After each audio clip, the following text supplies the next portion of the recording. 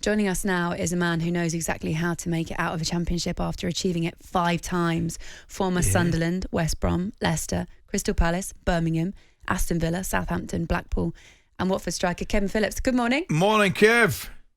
Good morning. I nearly fell asleep then when you were reading all them. Did I miss any? That was us. We cut your build up there by about half an hour. Yeah. Listen, good morning. Good morning. Morning, mate. Listen, we're obviously looking forward to the game tonight. I said earlier, I don't think there's much between the 4 teams, never mind Luton and Sunderland. But I want to say to you, you'd have been proud of that finish from Diallo at the weekend, would you not? Oh, wow.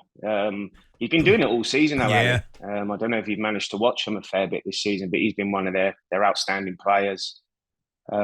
Technical ability is incredible. He travels with the ball, he dribbles with it. He's very, very confident. And I think what's happened since Tony Mowbray's gone in, not just with Diallo, but he's given license for those front players just to go and express themselves and play.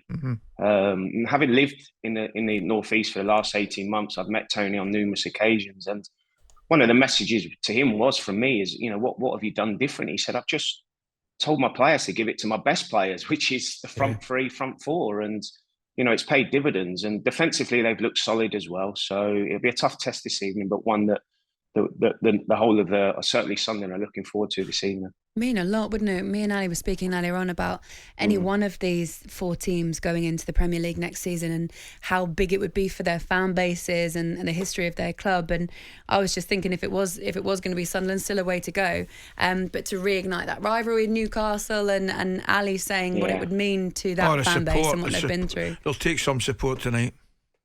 Yeah, I think they've obviously, Luton's not the biggest of grounds. So I think they've only got 1,700 tickets there this evening. I'm going to be there, so I'm really looking forward to it. But the atmosphere, it's a tight little ground. It's an old-fashioned ground, and it will be intense. But it's nothing that these Sunderland players haven't dealt with all season. They've just come off the back of playing in front of 40,000 at the stadium, like when the pressure was on, and they turned it round. So, but you're right. For the North East in general, it'd be great to get that local derby back.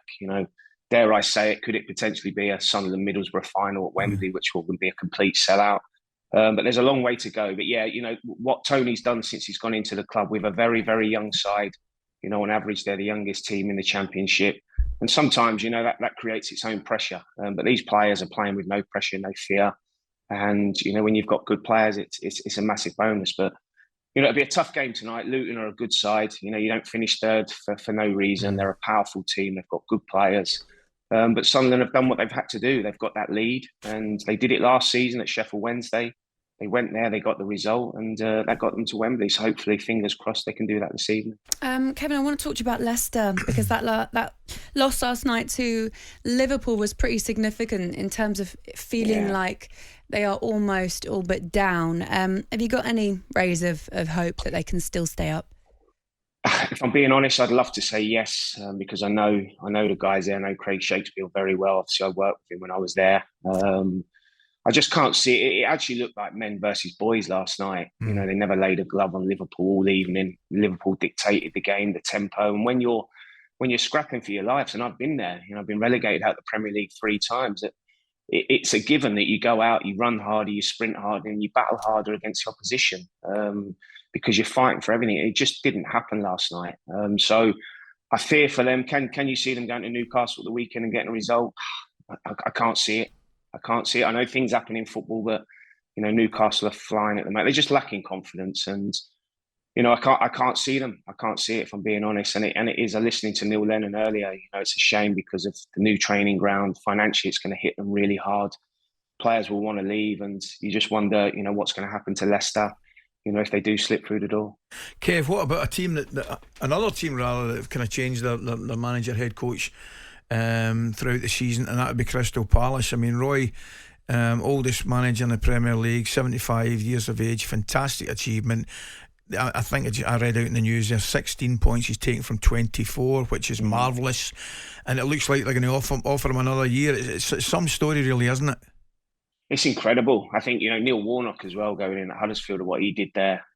These managers have been around a long time, a lot of experience. I think with the Crystal Palace one, Ali, I think we all know that they had good players. Yeah.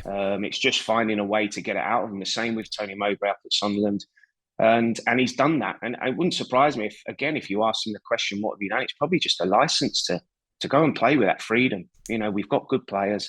Clearly, they need to start scoring goals. But, it's a club that I play for. They've got fantastic fan base support. Supporters are incredible down there. And I'm delighted for Roy. And I think there was a lot of supporters that raised their eyebrows when he was reinstalled, but I don't think they'll be doing that now. And I think they'll probably all be sign him again for next season because he's clearly got the respect and he can get the best out of those players.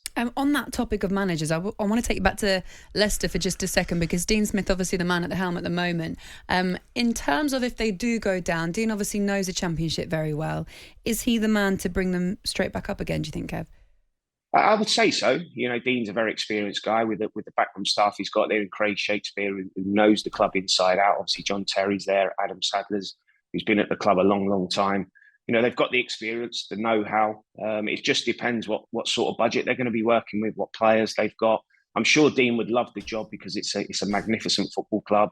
And I'm sure Top, the owner, will back them. They'll try and invest in the squad as much as he can to try and help them bounce back because, as we all know, if you don't come back in that first season, it can be very, very difficult. So, I think Dean could do the job with no problem whatsoever. But maybe a Neil Warnock might be lurking in the background because he's got the experience. But no, Dean would be a fantastic manager, I'm sure. It really is a revival. I don't want to use the word that people are using, but it's a revival of the old school managers a little bit at the moment, isn't it? We've seen more of them. Yeah, there's nothing wrong with it. Nothing wrong with it at all. I think you're right. Anything but. Yeah, right. Sorry, Joe, there's nothing wrong with it at all. But the only thing I would say with that is stopping, the younger managers trying to get a sniff, trying to get a breakthrough somewhere. And, I'm not talking about the Premier League. I'm talking lower leagues as well. When you do see that little bit of a merry-go-round, it would be nice to see some fresh faces.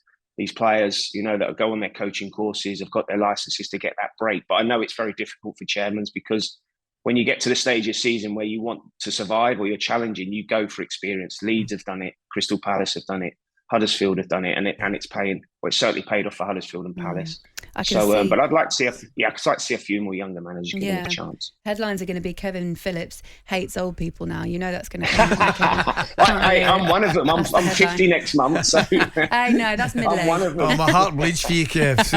Yeah, cheers, Erik. Thank you for coming on, mate. Lovely Thanks, to speak mate. to you. Good to talk. All the best. Enjoy the game tonight as well. Enjoy it. talkSPORT Breakfast with Laura Woods. Monday to Wednesday morning 6 till 10. On AM, on DAB, via the talkSPORT app and on your smart speaker. talkSPORT.